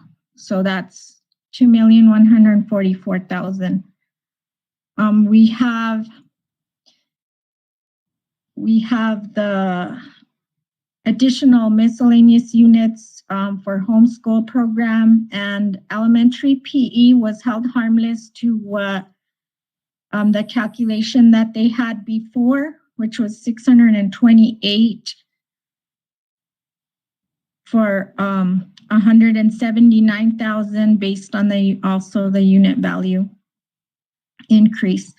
The significant information that I wanted to share with you is that we had the ability to either project growth, which would have been up here in units with a unit value, and it would give us a growth projection. But at 40-day, what they would have done is true up the numbers, and if we didn't have the growth, then the PED would have to make the adjustments to our SCG. The other option that we had, which is of course the better option, is that a provision was put in place for hold harmless. So this $517,000 is reflected from, they're going back to the number that we had when they calculated our January SCG of last year. So before they made any adjustments, they looked at, and if our SCG was going to be lower than what our SCG was before, they made their final adjustments for the 2021 year. So if you look at the bottom line, I'm looking at ELT and K5 as falling out of the formula altogether. So when we budget, we need to budget $12,809,000 because ELT and K5 are dedicated specifically to those programs. And as Ms. Varela talked about when she mentioned the calendar, is that this ELT and K5 right now is being calculated, but if that program doesn't materialize, this money doesn't materialize either. And if they do, one of the programs that they're looking at is, it is not part of the SCG. So if we applied for a different program that's going to have a different impact on our staffing and how we do our calendar, then there's a possibility that we won't receive either one or both of these programs. We probably will receive the ELT, but as we say, it's iffy at best what we're looking at as far as those programs. But when we budget for our current budget, it would have to be the $12,809,000. So if you look at bottom line, when they adjusted the SCG in February, they took back to $303,000 because of our enrollment. All they're doing is giving that back. you can see that it's pretty much dollar for dollar. They're also saying that they're not taking the revenue credit. So basically they leveled off to what they allotted for last year. And so that's what the hold harmless provision brings us to. So these are the funds that we're working with right now to create a budget.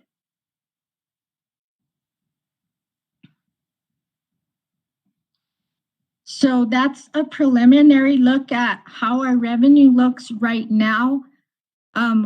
Before we come to you to approve the final budget, we are going to work through our salaries. We're going to work through our discretionary funds. We're going to work with, through the finance committee to make sure that we've reviewed what our expenditures need to look like. So we're going through staffing patterns with the principals right now to make sure that we're looking at what the school's needs are. But we have to keep in consideration that we're required to do a 1.5 increase in salaries.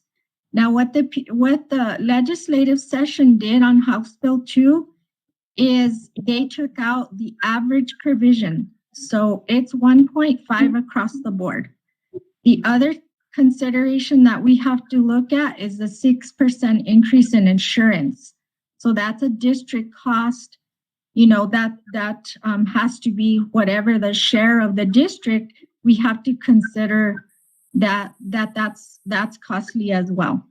So that increase is significant in benefits. And when we come back with another, preliminary look at the budget before this year, at least we have the option of not having an April date, which before, it was nice that a few years back, we had the June dates. At least now we have a June date, so we have a little bit of a better opportunity to be able to give you a preliminary look, which right now we're doing with the revenue. We'll work through and give you a preliminary look at the other. The other consideration is that SB 9, because it will, if it doesn't materialize in November, will be, like Regina said, at least a year without 400,000, which will have to become part of the operational budget. Those are, maintenance costs and software costs that we have, licenses and so forth that we have to do to protect our network. So there's a significant amount of cost to software to protect our network. So like I said, this is a preliminary look, and I can put it back on the screen if you'd like, or if you want to ask questions.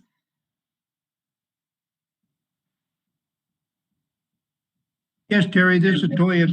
And of course, our insurance is also going up. So, the 1.5 pay raise to them, insurance goes up 2 or 3%. So the insurance really is actually going up 6%. So it is up, and then the 1.5, with the ERB, the retirement is also going up. So we have benefit costs to the, on the district side that we have to consider. So having a flat budget, but having a flat from last year to this year, but saying you have to increase 1.5% and you have to increase insurance. So we're not looking at a flat budget by any means. No. Okay. Any questions? Any other questions? Back to Mendoza. First of all, thank you, Terry, for the presentation. Appreciate You're that. welcome. The only other thing I have is item B is just a reminder that we have November the 2nd is our next election. And the election will be for place 1, 2, and 3. And on place 1, it's Frank Gomez. Number 2, place 2 is Gilbert Guardiana, and then place 3 is Gabe Hogan. Is that correct, Irene? Yes, okay. All right. And then our next board meeting is, Irene, can you give me a date? Shows on here, May 10th, Mr. May the Guadiana. 10th. Mr. May the 10th? Mendoza. Yes, Okay, sir. May the 10th, it's just a reminder. And that concludes my report. And I just, Mr. Mendoza, I just want to say that May the 10th, I will not be here. I've got an eye doctor appointment in Tucson. So I will not be here. Mr. Cordova, you will probably have to run the meeting. Okay, thank you for the heads up, sir. Appreciate that. Okay. We go to the next item, which is it Tonya? Moves us to student report. Good evening again. The graduation committee feels completely unheard and disrespected. A meeting was held last Wednesday with Superintendent Mendoza. Mr. Mendoza supported our request and would like to know why he has changed his mind. And a reminder that the stage weighs less than the helicopters that were landed on the football field previously. This graduation should be made as memorable as possible. This is a once-in-a-lifetime opportunity for us seniors. As for you, the board members, you participate in giving out diplomas in every ceremony each year. And coming to that, if you guys don't make a decision today, what are we supposed to plan and how are we supposed to plan it within the time we need? And the next board meeting is a week before graduation. So I please urge you to make a decision today if you can.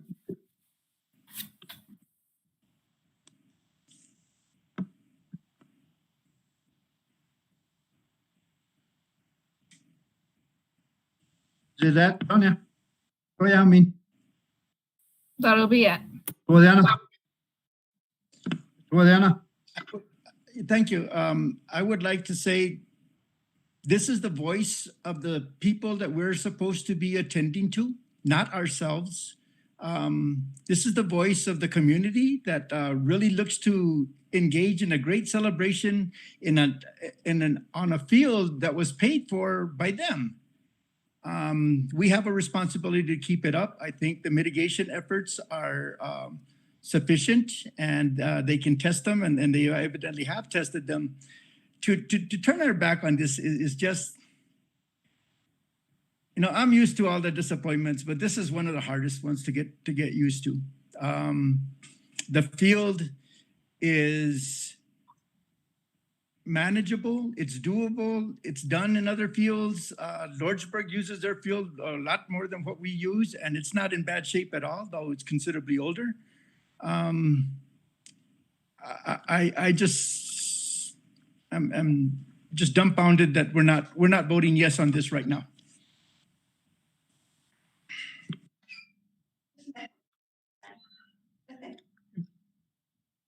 Any other thing? Brings us to public input. Go ahead.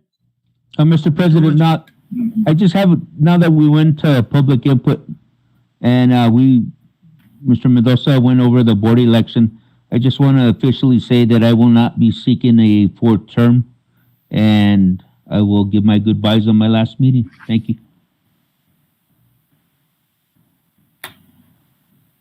Thank you, Mr. Gomez, and we appreciate all you've done, and we'll miss you. Any other thing in public input? Victor? No, sir. Nothing. Irene? Mr. Holguin is still not available. Okay. Mr. Guadiana? I want to echo the concerns about the field, the baseball field, the softball field. The banners had previously been put on the first and third baseline. There's the move to move them to the outfield has made it very difficult for people that can sit in their cars safely from COVID, not have to engage with the people in the stands. And for those that are older, they're out of the elements and different things, and it's a great advantage. And, you know, we just seem like a board that is hostile to the people we're supposed to represent. Let me tell you something before you go on, Mr. Guadiana. That is not something that the board said. That's something that the coach did, not the board. Did you vote to put those banners out there? No. So that's not something that the board did. That's something that the coach did. They need to bring it up with the coach. And I stand corrected. That is correct. But as a board member, I want to express that as representatives of the people, we should carry that voice to our superintendent, and that be carried to the staff that are out making the policies that affect the people from this district. And aside from that, I have questions regarding 2 grants that seem to have had money that was misappropriated. One of them has to do with the skills in the high school, and the other one also has to do with FFA in the high school. And if there's any clarification that can be done as to why that money wasn't given to those programs, as I understand it wasn't, I'd greatly like to hear about it. If it's something the audit committee wants to take a look at, would be interesting to see. The definition of the intended use of the funds is pretty clear.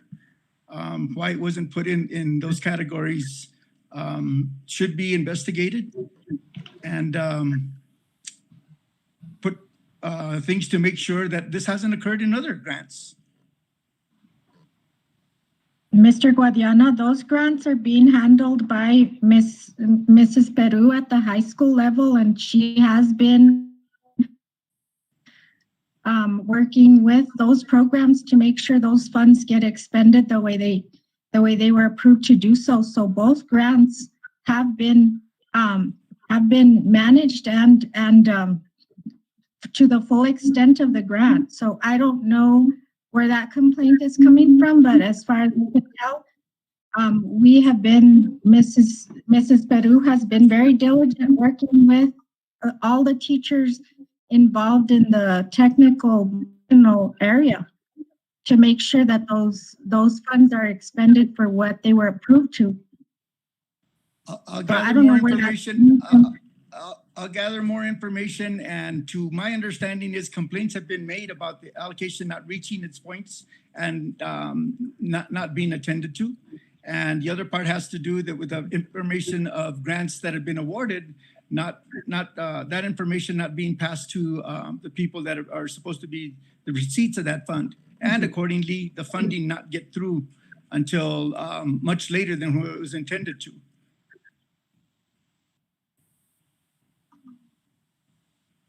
Mrs. Jager, I think, had her hand up, Toy. Yes, ma'am. I don't see her. Ms. Jager, are you there?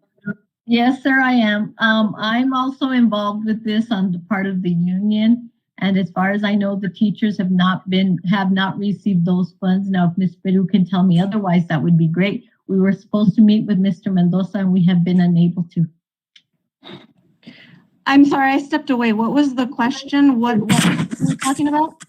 The funds for Skills USA and FFA, have they been appropriated into their funds? Because last time we had checked, they had not been, and they said you were handling it. The Perkins grant and the Next Gen grant have been, we are almost done expending the money. Welding has gotten a good chunk of it. We've updated that program. The woodworking skills portion has also gotten quite a bit. And then Mr. Burnett with his broadcasting that we are developing in the district got a chunk of that as well. Obviously, not all programs did get funds this time, but it is a multi-year grant, and so we do plan on bringing like the auto shop program in next year and that kind of thing. But yes, those funds have been used. We still have a little bit left, And we are trying to finalize so that we spend it all, but they have been spent on those 3 programs currently. And Mr. Garcia and Ms. Hollis are aware of these things? Yes, they're the ones that gave me the orders. Thank you. You're welcome. Mr. Holguin is back. Yes.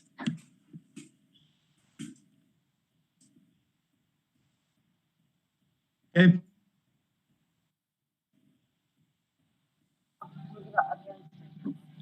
Hey, Toy, it's Gabe. I'm back on. Okay, Gabe, just to bring you up where we're at, Gabe. If you know that the agenda said that we were to vote on update of the graduation. The situation is we've got a tie 2-2 of using the football field, with taking all the precautions of no high heels, the stage is to be set on plywood to avoid any ripping of the turf or the track field, and also putting tennis balls on the chairs and using the football field.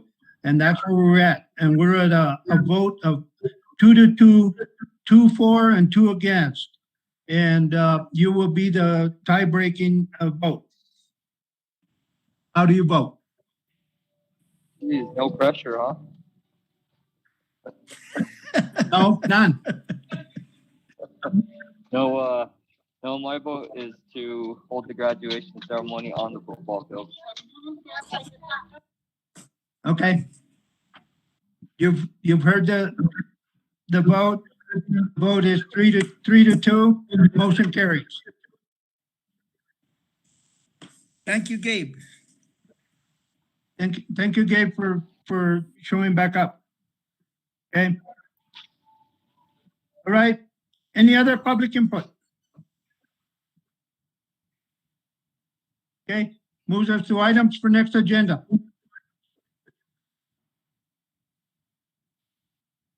Do we have any members, Mr. Mendoza? No, I have none at this point. It'll come up. Okay. Any other? Hey, Toy, Motion to this is adjourn. Gabe. Yeah, go ahead. Yeah, I don't know if this, I had put an item in the chat. The public had come to me earlier in the week about the sponsorship signs at the softball field and reducing the visibility. I don't know if you guys have had the opportunity to address that. Yes, we did. And like I said, they need to, that's something that the coach has done or somebody working with them, and they will be talked to. Okay, thank you, Toy. Just wanted to see if that was addressed. Yes. Any other thing? Motion to adjourn. Move. We're adjourned. Thank you, everybody. Have a good evening. See ya.